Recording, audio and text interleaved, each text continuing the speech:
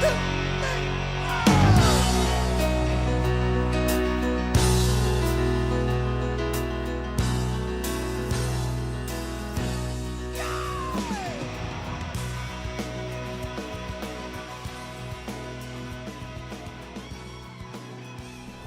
good morning. Welcome back to the Broadcast Retirement Network.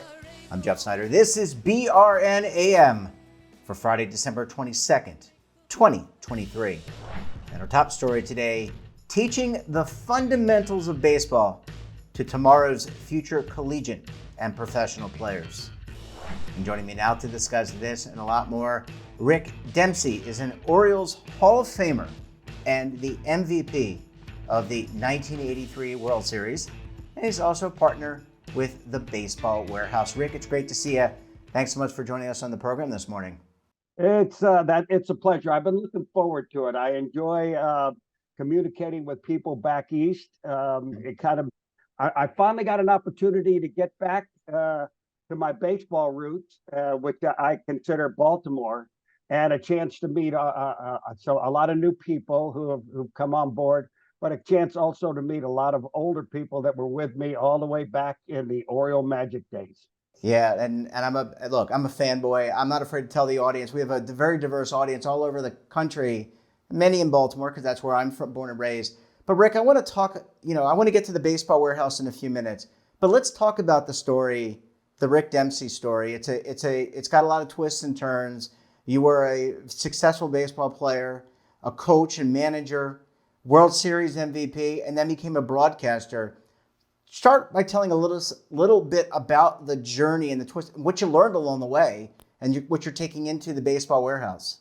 Well, I've got to start back in high school because I can remember sitting in my algebra class as a senior, and I was failing the class, and the priest told me, what are you going to do with your whole life if you can't pass your math? And I said, well, Father, I'm going to be a baseball player. And everybody kind of laughed because that sounds like something an 8-year-old kid might say, But there I was, 17 years old, and I was still saying, hey, I'm going to be a Major League Baseball player. And fortunately, I got drafted out of high school. The scouts came to my house to sign me. They told my mother, don't change the furniture around in his room because he's probably not going to last more than 2 weeks before he gets cut and sent back here. So I want you to be prepared for the disappointment. Well, my mom, God bless her, she said, you don't know who you're talking about. That kid never gives up at anything. So God bless her. Today, she's in heaven looking down, smiling a little bit. But I did have an incredibly good career. And I think it's because I never got hurt and never gave them a reason to release me or send me out. So I was fortunate to play for some great ball clubs. I signed originally with Minnesota for 5 years. Great fundamental team. They taught me a lot about the basics of the game of baseball. Had a chance to meet some really great players, Jim Cott, guys like that, Harmon Killebrew, Bob Allison. They were great. I got traded to the New York Yankees at the right time. They really needed a good defensive catcher. Thurman Munson was the best. If I could say I had an idol, it would have been Thurman. He played the game hard, and I enjoyed watching him play. No resentment having to set the bench behind him because I was just happy to be in the big leagues. But being with the Yankees and the fans that they have there, that was an incredible indoctrination into what baseball was really like, playing in that old Yankee Stadium where Babe Ruth and the best of them did. You got the chills every time you walked out on the field. It was incredible. Got in a little bit of a scuffle with a player and a fight right at the last 3 days of the season when we were tied with the Baltimore Orioles. Pretty big guy, Bill Sudeikis. He stabbed me with a fork on an airplane before we after sweeping a series in Cleveland. We had 3 left, go to Milwaukee. He was mad because Thurman was teasing him about being the 3rd string catcher, so he took it out on me. But back when we got into the lobby of the Hotel Pfister, pretty big boy, about 6'3", about 235, 240. I finally got into the lobby. We got into a fight. I hit him. He asked me, he said, what's it going to be, street fighting or boxing gloves? I said, neither. Right here, I hit him 3 times and knocked him out. that really pissed him off. Yeah, I bet. I bet. George Steinbrenner got a little mad because during that fight, I stepped back and broke Bobby Mercer's finger. He was our best player and our best hitter. He was out of the last series, and we lost to the Baltimore Orioles. You see, I helped the Orioles win more than once. Yeah, you They did. You ended up did. winning the division because of that. And George Steinbrenner wasn't too happy. He got rid of Bill Sudeikis right away. He called me in the office and he said, Rick, he says, I'm not happy about what happened. I said, I know, Mr. Steinbrenner. I was crying because I loved the Yankees at the time. And he said, I'm going to probably have to get rid of you. And I said, what? Well, he wasn't going to do it immediately, so that was okay. But then the following year, halfway through the season, he traded me in a 10-player deal to the Baltimore Orioles. And actually, from something bad, something good came of it. I got an opportunity finally, Jeff, to play every day for the Baltimore Orioles. And I ran into the most notorious manager anybody would ever want to play for. Miserable person to get along with, but by far the best manager I ever played for, Earl Weaver. Yeah. And we learned a lot about the discipline of the game from Earl Weaver. We won almost every season. I mean, during that span, not because of me, but because of that team, we had the best record in all of baseball at that time. And I learned a lot about winning and what it really took to be a part of a great ball club. So from there, I got in a contract dispute with the Orioles about my 10th, 11th year with them. And I said I'd play for the worst team in baseball before I came back to the Orioles. Well, God was listening. He sent me to the Cleveland Indians. They were not great. I had 1 year there and then became a free agent. Went into Fred Clare's office. He was a new general manager with the Dodgers. I had asked Tommy Lasorda to help me get some time with the GM to see if I could play out my career with the Los Angeles Dodgers. I'd never been on the West Coast. So finally, I didn't hear back from Tommy, and I went down there and sat in Fred Clare's office at 2 o'clock in the afternoon. At 7 o'clock at night, he finally tried to sneak out of his office. I had waited 5 hours, but I said, Fred, please, I've never quitted anything. Don't make this be the first time. So he called me in.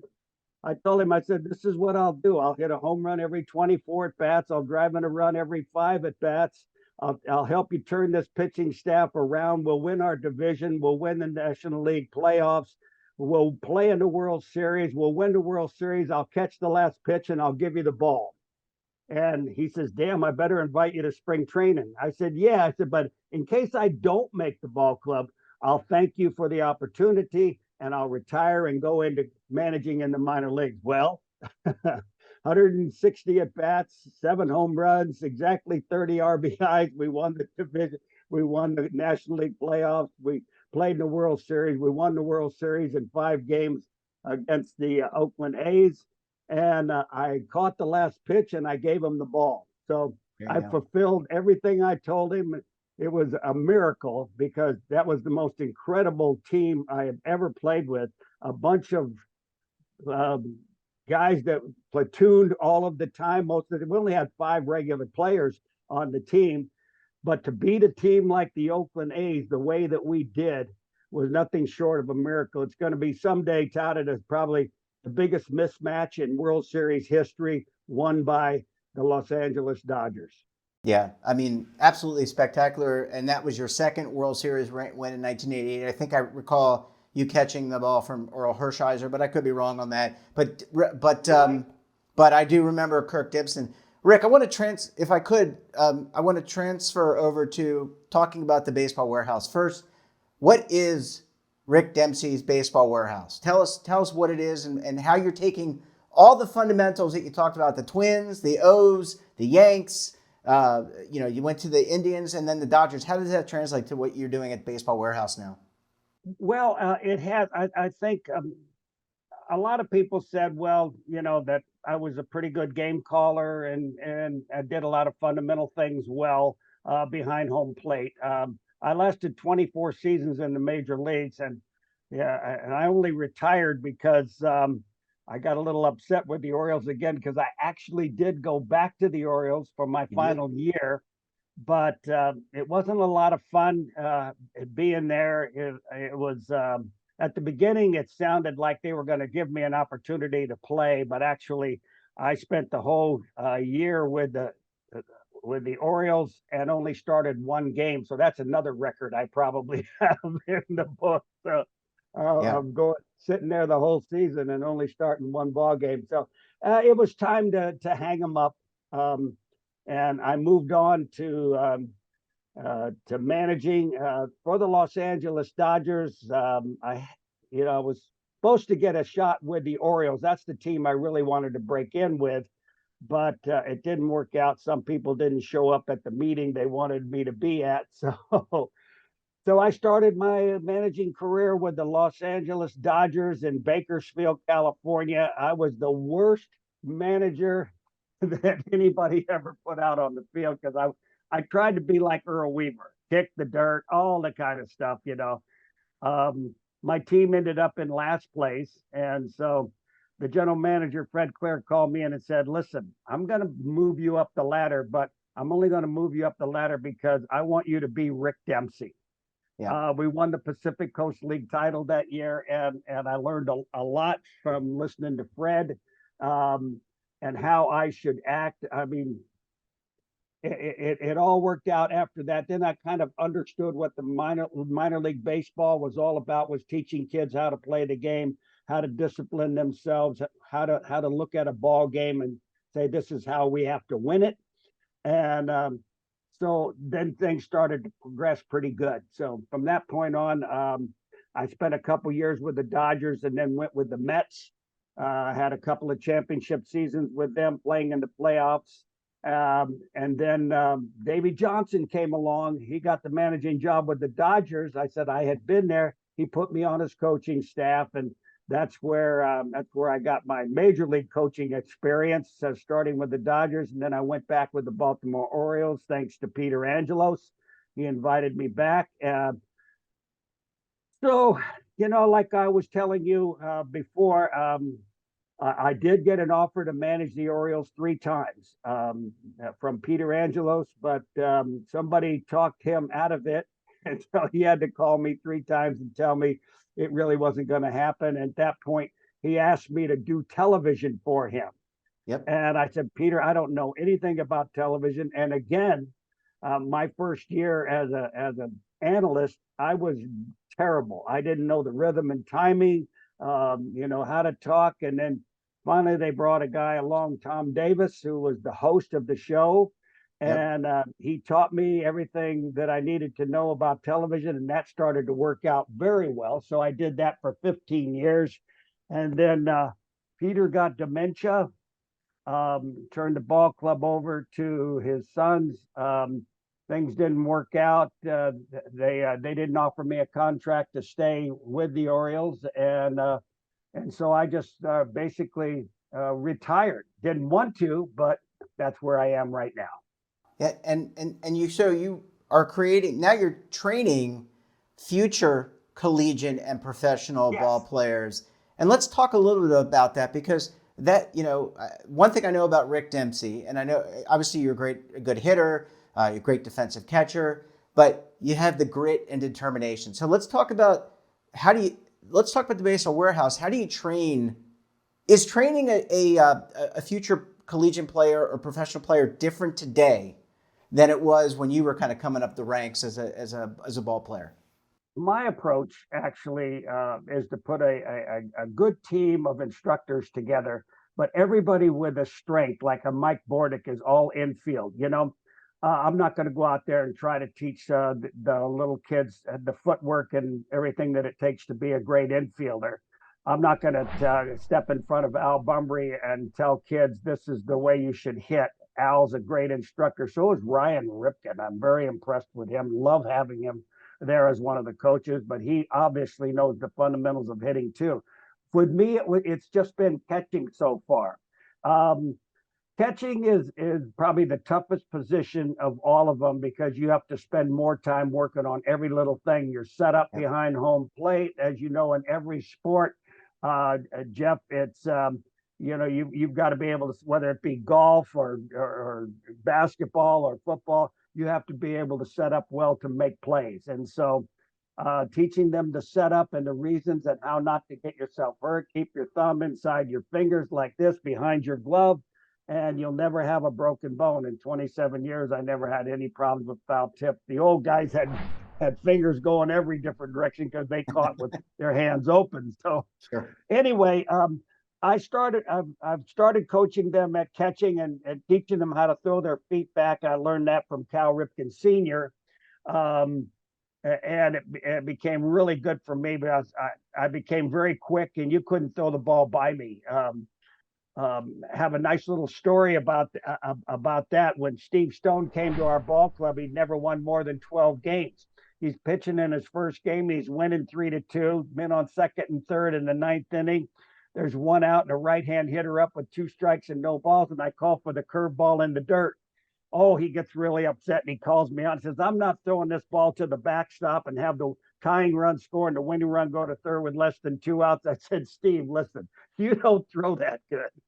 You don't throw that good to throw the ball by me ever, and especially a breaking ball. You're not going to get it by me. So he says, okay, this is on you. Called the curveball. He threw it in the dirt. I blocked it. Swing, strike 3. He pops up the third guy. And then he goes on to win, and you won't believe it because he's never won more than 12 games. He ended up winning 25 games. Even Jim Palmer, who won 3 Cy Young Awards, never won 25 ball games in a season. So Steve won it, and it taught him a little something about how to pitch out of the strike zone when he was ahead in the count. But those are the kind of things I tell him. Be very cautious about how you set up and your first move. I show them the footwork. The footwork is difficult to get at first because they're used to just kind of skipping, hopping, jumping, and throwing the ball, all over the place. So some of them have done very well already. A couple of weeks of working on the fundamentals of throwing back there, and all of them are starting to show little signs of improvement. So it's going to take a long time to teach them about catching because it's a very difficult position. Yeah, as you said, the hardest. Rick, I need to take a very quick break. When we come back, more with Rick Dempsey and teaching the future professional collegiate baseball players in America. You're going to want to stay tuned right here on BRN AM.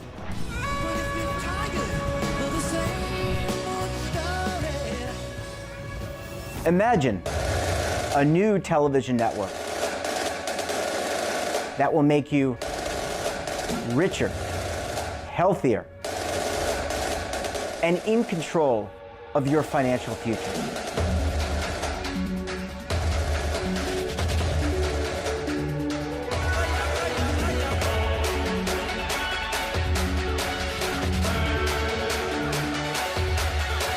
This network is for the policewoman in Nashville, Tennessee, the baker in Dubuque, Iowa, the teacher in Lexington, Kentucky. We want to make the idea of savings and retirement culturally relevant. But what do you see as a defining issue of the midterms, especially for the smaller businesses? I mean, they are the lifeblood of the American economy.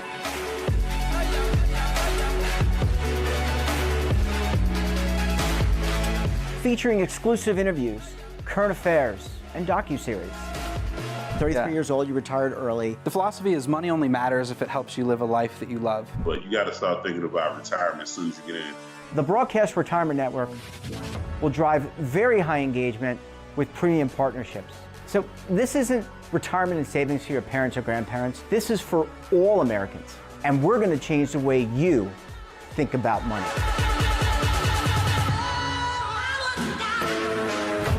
Welcome to the next frontier of retirement and savings. This is BRN, the Broadcast Retirement Network. Well, Rick, thanks so much for staying with us. Really appreciate you hanging around for segment number 2 this morning. Oh, well, it's been a pleasure. I enjoyed talking about it. We've got it rock and rolling in Baltimore now with the baseball warehouse and then the Rick Dempsey baseball warehouse. And so the guy who put it all together, Matt Morris, is really excellent at running these businesses. And so he's been a huge help to us. And we really enjoy working with him. Myself and my partner, Rick Oliver, who was my agent for most of my baseball career with Baltimore, we decided to go together on this and buy part of the baseball warehouse, and it's really working out well. Yeah. Well, it sounds like it, and you have a lot to impart in terms of the skills, but also that determination and fire that I think probably pretty hard to coach and replicate. Rick, I want to go back to the staff, because you talked about Mike Board, a former shortstop. You talked about Al Bumry. No one can forget to be center fielder for the Baltimore Orioles. Who you talked about Ryan Ripken, obviously from a great patronage, and Cal Ripken and Cal Ripken Yeah. Sr. and I guess Uncle Billy. But who else is on the coaching staff? Because you draw from all over Major League Baseball, and professional baseball. You bring these experts in, and they're getting the trainees are getting the best of all worlds. They really are, and I was really delighted that so many big names from my era are able to have stayed and lived in Baltimore and around Baltimore, have been able to give me their time to work with these kids, and it's really a pleasure to have them. The primary staff that I have is Mike Bordick, who set major league record for the most airless games in a row. He took over for Cal Ripken when Cal moved to third base. So a quality guy he had to be, because they weren't going to replace Cal Ripken with a lesser player, that's for sure, on defense. So Al Bumbry, everybody knows him, one of the best leadoff hitters of my era, and he understands the game of hitting, and not so much like today, Jeff, where they want everybody to uppercut. He still believes in swinging down and through, and I think it says something about him. We want to teach our kids the fundamentals of hitting, make them good hitters first, and then if an organization signs them to a professional contract and wants them to uppercut, at least they'll know the roots and the fundamentals of hitting. It's going to keep that batting average up a little bit. They may want to try to turn them into home run hitters. It's their choice as to how to do that. Ryan Ripken, I just told you, I'm very impressed with. He was working with a young man the other day. I don't think I've ever seen anybody hit the ball better in a cage, off the tee, with the greatest fundamentals than this. He was a sophomore in high school, and he hits the ball stronger than most major league guys that I've seen. So Ryan Ripken is really off to a good start, teaching and the fundamentals that his father taught him about hitting. So I'm very happy to have those guys on board. Calvin Madura. Madura is a right-handed pitcher that was up with the Orioles. Yep. Now, he's worked in the Latin countries. He speaks Spanish. He speaks very good English. He lives in the United States. And Calvin is about the fundamentals of pitching. And if you can throw the ball as fundamentally well as he did, you're going to be successful. I really enjoy him coming in and working individually with a lot of the pitchers. Jeff Fry's another guy who's on board, great major league hitter. We got guys like that that are on board with. Those are the primary guys that you're going to see. But some of the other names you're going to know very well. Jose Canseco will come by. He'll give clinics and everything on hitting the power ball, and I think it's good for the more experienced hitters to see a guy like Jose Canseco and his approach to hitting the long ball. Guy makes a mistake, boom, ball gone, And so we want to bring him in at special times. He can have we're going to do a major clinic with him where he'll have home run hitting contests against the other kids and stuff. That'll be fun. Adam Jones, you know him, great center fielder. Yep. For the Orioles, and he went off and played, I think, ball in Japan after he retired and did very well. Adam Jones knows everything about playing the outfield. He knows a lot about hitting, big home run hitter, a good high average hitter, a quality guy, a lot of enthusiasm, a lot of energy. He's going to be back in town, moving back to Baltimore again. Goose Gossage. I mean, what can you say about Goose? A closer for the New York Yankees, Hall of Famer. This guy, we're going to have him come in and get some pitching lessons. He was a power pitcher all the way, and his approach was a darn good one. He wasn't afraid to send one up in here and then go down and away. Not a guy who did a lot of cheap things out there throwing or trying to hit people, but he knew how to orchestrate setting up his pitches. Scott McGregor, almost exactly the opposite of Goose Gossage, except Scotty was a starter. Body rhythm, being able to change speeds, throw the ball over the plate.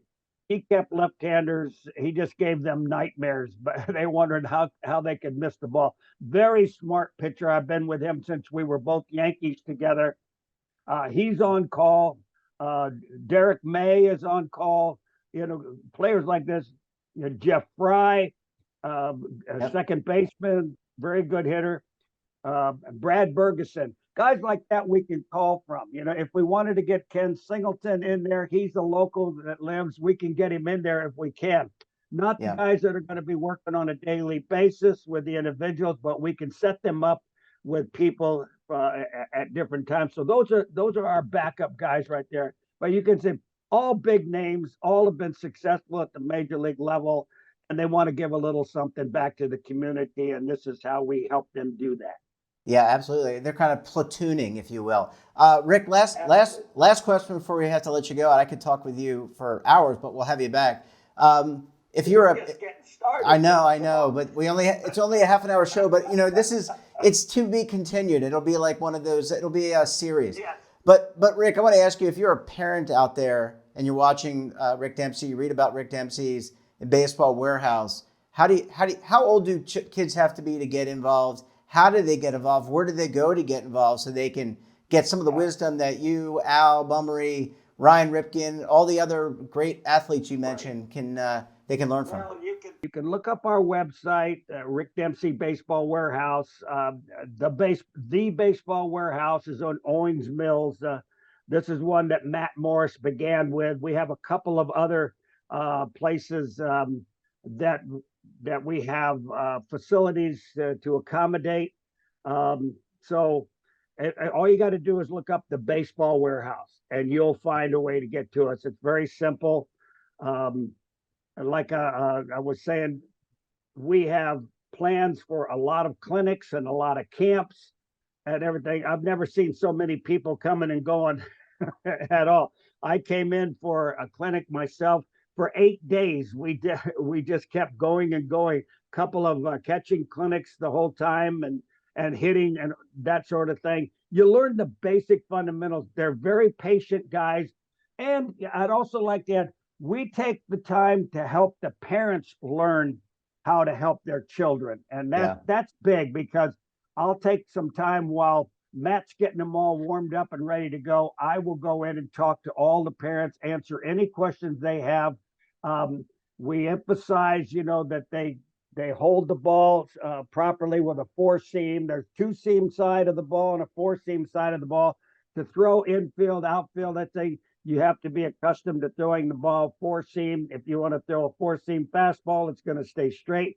But pitchers do throw two seam fastballs. That's down the road a little ways. But we just want to get everybody, all the parents on board, conditioning their kids and how to help them train themselves.